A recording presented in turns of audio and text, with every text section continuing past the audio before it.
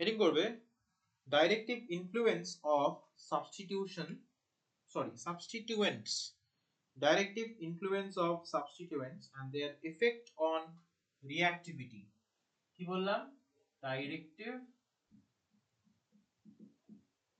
influence of substituents and their effect on reactivity. এখানে একটা জিনিস বলে দিই, সেটা হচ্ছে এটা কিন্তু পুরোটা যে কমপ্লিট হবে না, ঠিক আছে?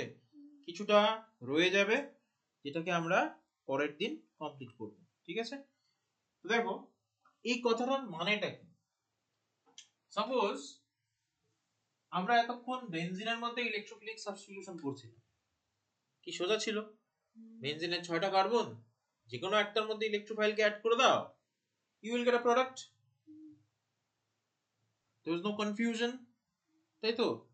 কিন্তু আমি যদি এখানে বেনজিন না নিয়ে ফেনল, এই যে ফেনল মনে আছে, phenol is acidic in nature, সেই ফেনল, তাহলে আমরা যদি বেনজিনের জায়গায় এখন ফেনল নিয়ে নিই তাহলে কি একই ঘটনা ঘটবে? তো ফেনলের এইখানে ইলেকট্রোফাইল অ্যাড হওয়া আর এখানে ইলেকট্রোফাইল অ্যাড হওয়া কি এক ব্যাপার? অবভিয়াসলি না। এবারে এই যে জায়গাটা এটা কিন্তু দুটো আলাদা আলাদা জায়গা, এন্ড তুমি যদি লক্ষ্য করো this is also a different place. কি বললাম বুঝতে পারলে? কি বুঝতে পারলে না? ভালো করে দেখো, তুমি যদি এখানে ইলেকট্রোফাইলটাকে অ্যাড করো তাহলে তুমি একটা প্রোডাক্ট পাবে। তুমি যদি এখানে ইলেকট্রোফাইলটাকে লাগাও নিশ্চয়ই আগেরটার এটা সেম হবে না, কিন্তু আলাদা হবে।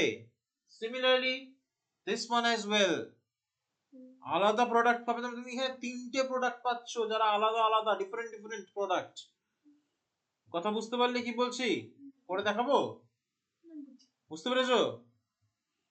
এইবার এই যে পজিশনটা, this position is called ortho position and this position is called meta position and this position is called para position. তাহলে অর্থো, মেটা এন্ড প্যারা, আমি তিনটে আলাদা আলাদা পজিশন পাচ্ছি, কিন্তু অর্থো পজিশন, মেটা পজিশন, প্যারা পজিশন। এখন কোশ্চেন আসবে হচ্ছে যদি আমি কোনো ইলেকট্রোফাইল ফেনলের সামনে এনে ধরি তাহলে সেই ইলেকট্রোফাইলটা কোথায় যেতে পছন্দ করবে?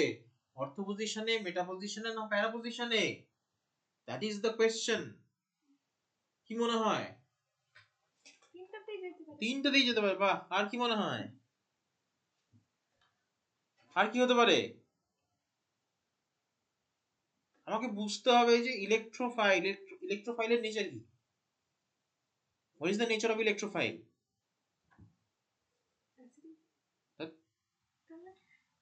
ওর মধ্যে চার্জ কি? Positive charge, negative charge, electron density বেশি, ইলেকট্রন ডেনসিটি কম, কি আছে? ইলেকট্রোফাইল, এতক্ষণ তো ইলেকট্রোফাইল নিয়ে পড়লাম। ওর নেচার কি? আমরা ইলেকট্রোফাইল আগের চ্যাপ্টারে পড়েছিলাম। ইলেকট্রোফাইল মানে কি? Electron loving species. Electron loving species মানে যার মধ্যে ইলেকট্রন ডেফিসিয়েন্সি থাকবে, তার মানে পজিটিভলি চার্জড হবে তারা, বা ওদের মধ্যে কোনো ভ্যাকেন্ট অরবিটাল থাকবে। তাহলে ও তো সেই জায়গাতেই যেতে চাইবে যেখানে ইলেকট্রন ডেনসিটি বেশি। তাহলে আমাকে জানতে হবে যে এখানে কোথায় ইলেকট্রন ডেনসিটি বেশি। তো জানবো কিভাবে? চলো দেখি ফেনলের রেজোন্যান্স মনে আছে? না, কিছু মনে নেই। বাহ, সুন্দর। দেখো রেজোন্যান্স মনে করাই।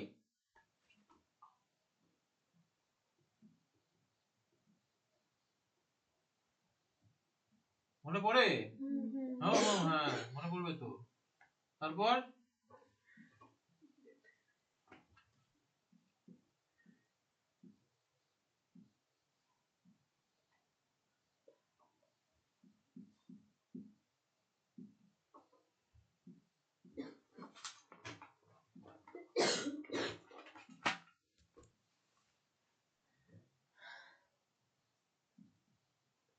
ভালো করে দেখো যে তুমি নেগেটিভ চার্জটা কোন কোন পজিশনে দেখতে পাচ্ছ।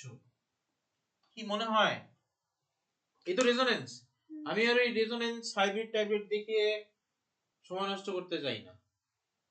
এখানে দেখেই বলা যেতে পারে যে কোথায় কোথায় ইলেকট্রন ডেনসিটি বেশি, কোন কোন জায়গায়।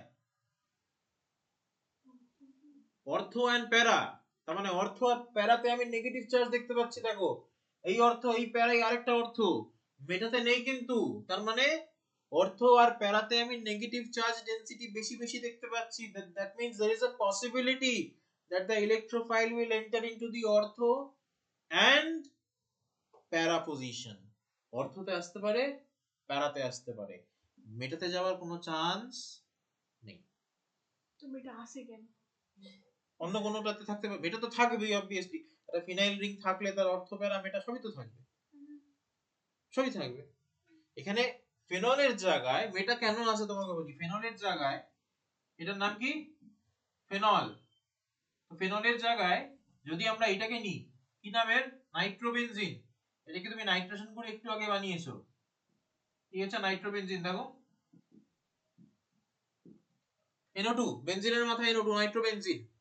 তো নাইট্রোবেনজিনের মধ্যে যদি আমি রেজোনেন্স দেখি তাহলে কি দেখতে পাবো? দেখো মনে আছে এর এফেক্টটা কি? Plus R or plus M effect. কার? OH গ্রুপের। এই NO2 গ্রুপের এফেক্ট কি?